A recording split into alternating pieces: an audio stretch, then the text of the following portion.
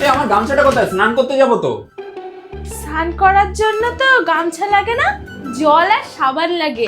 গামছা তো গা মোছার জন্য লাগে। জ্ঞান দেওয়ার জন্য ধন্যবাদ। এখন দয়া করে বলো গামছাটা কোথায়, তাড়াতাড়ি উত্তর দাও। আচ্ছা একটা কথা বলো তো, আগে গামছা দেবো না উত্তর দেবো? গামছা দাও। তাহলে উত্তরটা কে দেবে? দূর, এই বাড়িতে কি আমি একটু শান্তিতে থাকতে পারবো না? পারবা না কেন? এই বাড়িটা তো তোমারই, এর জন্য তো তোমাকে আমি থাকতে দিয়েছি।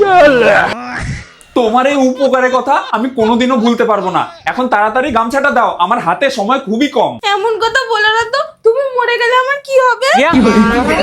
আরে আমি কি মরে যাওয়ার কথা বলেছি নাকি? অফিসে মিটিং আছে, তাড়াতাড়ি গামছাটা দাও, আমি বাথরুমে যাই। কিন্তু বাথরুমে কিসের মিটিং? আরে মিটিং অফিসে, বাথরুমে নাকি? তোমার মিটিং নিয়ে চিন্তা করতে হবে না, তুমি গামছা দাও। আমার তো মিটিং নিয়ে কোনো চিন্তা নেই, দোকান থেকে আলু কেনা নিয়ে চিন্তা। আচ্ছা ঠিক আছে, আমি আসার সময় আলু নিয়ে আসবো, এখন গামছাটা দাও। আচ্ছা কি আলু আনবা? সেটা তুমি ফোন করে বলে দিও। কিন্তু আমি আলুকে ফোন করবো কি করে? আরে বাবা, আলুকে ফোন করবা কেন? আমাকে ফোন করবা। তুমি তো আমার সামনে দাঁড়িয়ে আছো, তোমাকে ফোন করবো কেন? এবার আমার মাথার ফিউজ উড়ে যাচ্ছে। কোথায়? আমি তো কোনো ধুমো টুমো দেখতে পাচ্ছি না। আমার দম বেরিয়ে গেল। আরে দম বেরিয়ে গেলে আমি রাতের বেলা আলুর দম কি করে বানাবো? যা শুয়ে পড়লো কেন? এই এটা কি ঘুমানোর জায়গা?